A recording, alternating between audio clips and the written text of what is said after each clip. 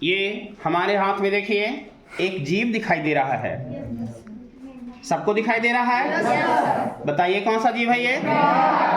मेढक। ये वैज्ञानिक नाम बता सकते क्या?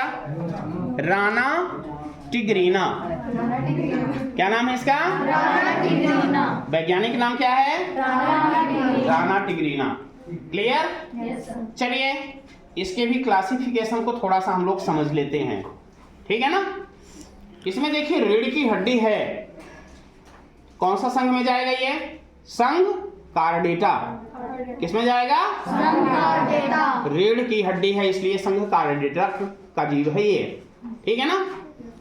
इसके बाद संघ कार्डेटा में 4 पैर आप देख रहे हैं इसके ना। सुपर क्लास इसका हो जाएगा टेट्रापोडा। टेट्रा यानी 4, पोडा यानी पैर, ठीक है ना। हम लोग भी 4 पैर वाले हैं कि नहीं? इसलिए हम लोग भी किस में आएंगे? टेट्रापोडा में आएंगे, ठीक है ना। मेढक भी उसी सुपर क्लास का एक जीव है, ठीक है ना। उभयचर आपने सुना है? उभयचर, एम्फीबियस। एम्फी यानी 2, उभय माने संस्कृत में कहते हैं ना, उभय यानी 2, और चर माने विचरण करने वाला, यानी 2 स्थानों पर 2 प्रकार के वातावरण में जो विचरण कर ले ऐसा जीव कहलाता है एम्फीबियस या उभयचर। मेढक जो है पानी में भी कुशलता पूर्वक रह लेता है और स्थल में भी कुशलता पूर्वक रह लेता है, इसीलिए इसको क्या कहा जाता है? उभयचर। इसका जो वर्ग है, इसकी जो क्लास है वो यही है उभयचर, जिसको इंग्लिश में क्या कहते हैं? एम्फीबिया। क्या कहते हैं? अब कहा जाए कि मेढक को एम्फीबिया वर्ग में क्यों रखा गया? कारण पता हो गया ना। दोनों प्रकार के वातावरण यानी जल और थल दोनों में रहने के लिए अनुकूलित है, इसलिए इसको क्या कहा जाता है? उभयचर प्राणी कहा जाता है, ठीक है। चलिए इसके शरीर को भी आप देखें तो पानी में रहने के लिए अनुकूलित दिख रहा है। पहला क्या? शरीर का अगला जो भाग है, मुख वाला भाग, वो कैसा है? नुकीला है, यानी पानी में तैरने के लिए इसको प्रतिरोध का सामना कम से कम करना पड़ेगा, ठीक है ना। फिर इसके बाद देखिए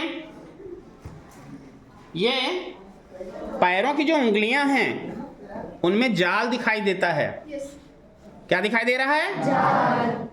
फुट वेब यानी पाद जाल, फुट वेब यानी पाद जाल। क्या काम होता है इस पाद जाल का? पानी में पतवार की तरह तैरने का काम होता है इससे। क्या काम होगा? ठीक है ना। जब यह स्थल में रहता है तो जंप लगाता है, देखे हो आप लोग? ठीक है ना। ये मांसपेशियां इसके पिछले पैर की बड़ी मजबूत हैं और जंप लगाने में बड़ा माहिर होता है। जंप लगा के बड़ा दूर तक चला जाता है, ठीक है ना। इसके आंख में भी झिल्ली है उसी तरह की। कौन सी झिल्ली? निवेशक झिल्ली, ठीक है ना, जिससे पानी में आसानी से रह लेगा, ठीक है ना। इसके त्वचा के ऊपर में नमी रहती है। क्या रहती है? नमी, ठीक है ना। जब यह मिट्टी के अंदर दबा रहता है ना, उसी नमी के माध्यम से श्वसन की क्रिया को कर लेता है। जब यह पानी में रहता है तो गलफड़ों यानी गिल्स के माध्यम से श्वसन कर लेता है, और जब यह सूखे वातावरण में रहता है अर्थात धरातल पर रहता है तो उस कंडीशन में फेफड़ों के द्वारा भी श्वसन करता है, ठीक है ना। सबसे महत्वपूर्ण क्रिया क्या है? श्वसन। पानी में भी श्वसन कर सकता है और स्थल में भी श्वसन कर सकता है, इसलिए दोनों जगह आसानी से जीवित रह लेता है, ठीक है ना। इसके बाद और क्या है इसमें? ज्यादा से ज्यादा संरचनाएं है ना मनुष्य से मिलती जुलती हैं, इसलिए मानव का अध्ययन करने से पहले ऐसे छोटे छोटे प्राणियों का अध्ययन किया जाता है, ठीक है ना। इसका डिसेक्शन करके कौन से अंग कहाँ स्थित हैं, किस तरह के हैं, कैसी संरचना वाले हैं, क्या कार्य करते हैं, यह सारा अध्ययन जो होता है मानव का डिसेक्शन करने से पहले किया जाता है। ठीक है ना, बात समझ में आ गई? ये भी हमारे कहना चाहिए इकोसिस्टम का एक महत्वपूर्ण अंग है। ठीक है ना, इकोसिस्टम यानी क्या होता है? इकोसिस्टम यानी होता है पारिस्थितिक तंत्र या पारितंत्र। ठीक है ना, छोटे मोटे कीड़े मकोड़ों को ये खाएगा, और सर्प वगैरह देखो इसको खा लेते हैं ना। ठीक है, तो अगर ये नहीं रहेगा तो दो तरफ से नुकसान हो रहा है।